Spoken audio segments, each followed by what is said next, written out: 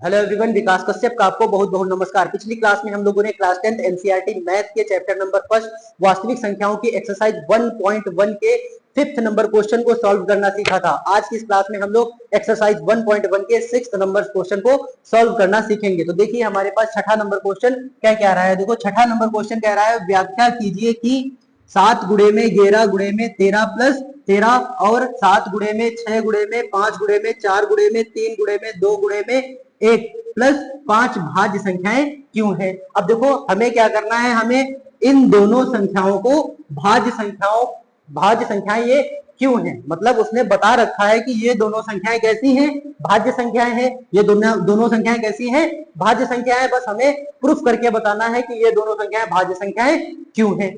बात समझिए या नहीं। अब देखो हमें ये पता है कि भाज्य संख्याएं होती क्या है, हमने पढ़ रखा है कि भाज्य संख्याओं का मतलब होता है ऐसी संख्याएं जिनके 2 से ज्यादा गुणनखंड होते हैं, उन्हीं को हम लोग क्या बोल देते हैं, भाज्य संख्याएं। और इसी बात को हम दूसरे शब्दों में समझे तो क्या बोल सकते हैं कि ऐसी संख्याएं जो 2 से ज्यादा संख्याओं से कट जाती हैं, उन्हीं को हम लोग क्या बोल देते हैं, भाज्य संख्याएं। अब हमें इन दोनों संख्याओं को भाज्य संख्या प्रूफ करने के लिए क्या करना पड़ेगा, हमें बस दिखाना है कि इस संख्या में 2 से ज्यादा गुणनखंड है, इस संख्या के 2 से ज्यादा गुणनखंड है और इस संख्या के भी 2 से ज्यादा गुणनखंड है, इसलिए ये दोनों संख्याएं भाज्य संख्याएं हैं। अब देखो हम शुरू करते हैं इसको सॉल्व करना। तो यहाँ पे लिख देंगे हम लोग हल। अब देखो पहला नंबर क्या लिखा हुआ है हमारे सामने, पहला नंबर लिखा है 7 गुणे में 11 गुणे में 13 प्लस 13।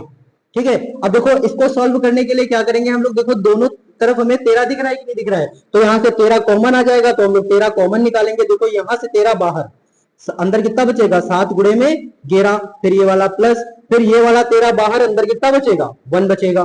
फिर बाद में देखो लिखा हमने 13, 7 का 11 से गुणा कराएंगे तो 11 सते 77 और 77 में 1 जोड़ेंगे तो कितना आएगा, 78।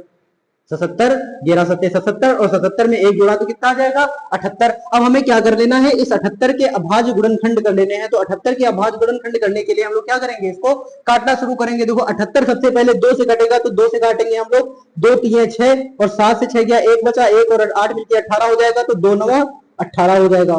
फिर देखो 39 3 से कटेगा, 3 1 कम 3, 3 3 का 9। और फिर देखो 13 अभाज्य संख्या है तो 13 13 से ही कटेगी, तो 13 1 कम 13। अब देखो यहां से हम लोग लिख देंगे 13 गुणे में 78 के अभाज्य गुणनखंड क्या है, 2 गुणे में 3 गुणे में 13। लिख देंगे यहाँ पे 2 गुणे में 3 गुणे में 13। ठीक है, 2 गुणे में 3 गुणे में 13। अब देखो 13 गुणनखंड में कितनी बार रिपीट हो रहा है, 2 बार रिपीट हो रहा है, तो इसको हम एक तरीके से और भी लिख सकते हैं कि 2 गुणे में 3 गुणे में 13, 2 बार रिपीट हो रहा है, तो 13 की पावर 2। अब देखो जो ये संख्या दी गई थी हमको, इसके 2 से ज्यादा गुणनखंड दिख रहे हैं, 1 2 3। कितने गुणनखंड दिख रहे हैं, 3 दिख रहे हैं, तो मतलब दी गई संख्या के 2 से ज्यादा गुणनखंड है, इसलिए संख्या कैसी है, भाज्य संख्या है। अब हम लोग यहाँ पे लिख देंगे कि चूंकि दी गई संख्या के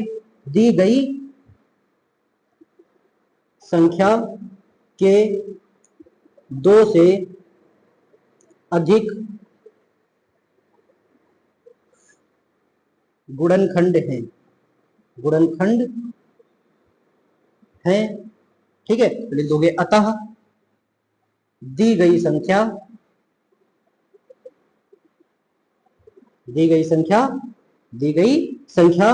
भाज्य संख्या है, भाज्य संख्या है। ठीक है, ये क्वेश्चन समझ आया कि नहीं आया। फिर बाद में अगले क्वेश्चन की बात कर लेते हैं। देखो अगला नंबर क्या दिया हुआ है हमको, अगला नंबर दिया है 7 गुणे में 6 गुणे में 5 गुणे में 4 गुणे में 3 गुणे में 2 गुणे में 1 प्लस 5। अब देखो इन दोनों में भी क्या कॉमन आ रहा है, 5 कॉमन आ रहा है, 5 5, तो 5 कॉमन निकालेंगे यहाँ से, तो देखो अंदर कितना बचेगा, 7 गुणे में 6 गुणे में 4 गुणे में 3 गुणे में 2 गुणे में 1 और प्लस 5 बाहर जाएगा, तो अंदर कितना बचेगा, 1। देखो यहां से 5 गया तो बचा यहाँ से 7 6 4 3 2 1। बात समझिए या नहीं आई। अब देखो हम गुणनखंड करेंगे, इसको गुणा करेंगे पहले तो लिखा यहाँ पे हमने 5, 7 छक्का 42 और 42 चक्कू कितना हो जाएगा, 42 चक्कू 4 दूना 8 और 4 चक्कू 16, 168। और 168 का जब 3 से गुणा कराएंगे तो 3 अठे 24। ठीक है, 3 अठे 24 और 3 छक्का 18 और 2 20 और 3 एकम 3 3 2 5। फिर बाद में देखो 2 से गुणा कराएंगे तो ये कितना आएगा, 4 दूना 8 और 5 दूना 10, मतलब 1008। और 1008 का जब 1 से गुणा कराएंगे तो 1008 ही आएगा।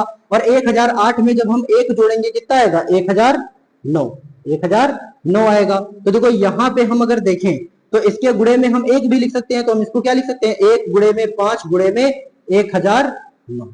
कितना लिख सकते हैं, 1 गुणे में 5 गुणे में 1009। तो देखो यहाँ से गुणनखंड हमको कितने दिख रहे हैं, 1 से ज्यादा दिख रहे हैं, मतलब ये ऐसी संख्या है जो 1 से भी कटेगी और भी संख्याओं से कटेगी, मतलब 2 से ज्यादा संख्याओं से कटेगी। तो इसका मतलब ये संख्या कैसी है, भाज्य संख्या। तो लिख दोगे यहाँ पे फिर से कि चूंकि दी गई संख्या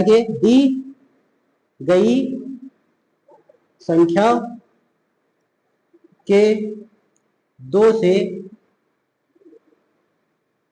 अधिक गुणनखंड हैं, तो लिखोगे अतः दी गई संख्या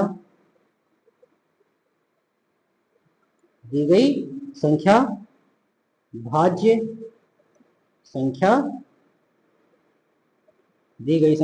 संख्या है। अब देखो हमने दोनों संख्याओं को प्रूफ करके दिखा दिया है कि दोनों संख्याएं भाज्य संख्या है। हमने किया क्या है, हमने बस इन संख्याओं को दिखाया है कि इस संख्या के 2 से ज्यादा गुणनखंड है, और जिस संख्या के 2 से ज्यादा गुणनखंड होते हैं उसे हम लोग क्या बोल देते हैं, भाज्य संख्या। हमने इसमें भी यही किया है कि इसमें भी प्रूफ किया है कि हमने इस संख्या के 2 से ज्यादा गुणनखंड है, तो इसका मतलब ये भी संख्या भाज्य संख्या है। आई होप ये क्वेश्चन आपको समझ आया होगा। मिलते हैं अगली क्लास में अगले क्वेश्चन के साथ, तब तक के लिए नमस्कार।